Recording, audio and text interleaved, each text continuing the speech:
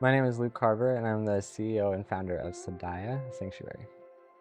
Sadaya is a place for healing of all things. So, whether you're struggling with PTSD, anxiety, depression, OCD, trauma, cancer, end of life, loss of a loved one, we want to be able to accommodate to everyone's needs. So, we hire the best of the best to serve people. My passion comes from my own healing story. I went through a trauma when I was 15 years old, and it was a sexual trauma that led to a pretty heavy diagnosis. I was diagnosed with HIV at 15, and it was in a small town, and so everyone in school found out. I ended up moving out of my parents' house and getting involved in a lot of wild, bad things, which I'll share about one day. And it drove me to where I was almost dead or 10 years in prison. And I got the opportunity to change my life through the use of alternative medicines and healing modalities. So I want to be able to offer that to the world. So but before I was living in so much fear and shame and guilt and just in this loop of this story of what had happened. And so I had an alternative medicine session. I sat with Bufo 5-MeO DMT and met Great Spirit, is what I call it, or the all-knowing being, God.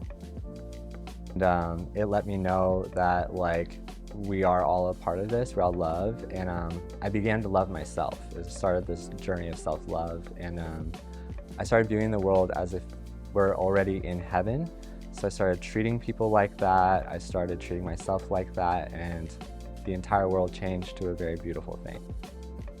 Everything was just so much more magical, and I was watching intricately as the divine of good was working in our favor, and I didn't have to work as hard at it. I was noticing that like with the struggle and the sadness that I had created before, you're having to work at it to like prove yourself that like the world and society and Great Spirit, all these things want to do good or are just doing. There's no good or bad.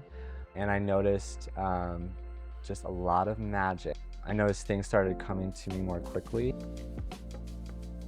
I want them to experience Sadaya as their playground of what can my life be? What if I got the opportunity to live life exactly how I wanted to treat myself how I wanted to treat others.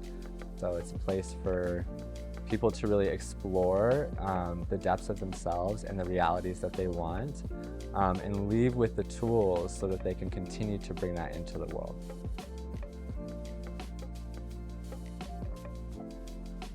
The client that left the biggest impact on me was, I won't say her name because of HIPAA, but she had gone through a sexual assault, and that was something that I dealt with at a young age. But I worked with this girl for months and months and months, and everyone's like, she's not shifting, she's not changing. But in shamanism, in the healing space, you learn that they have to find that themselves.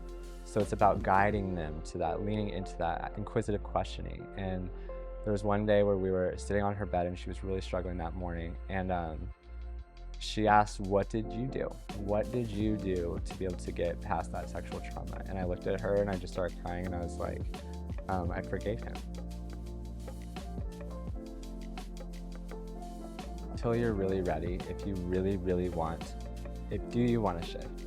When they feel empowered to shift, it's like, why not? Why not just try something new or try something different? Like, what if that is there?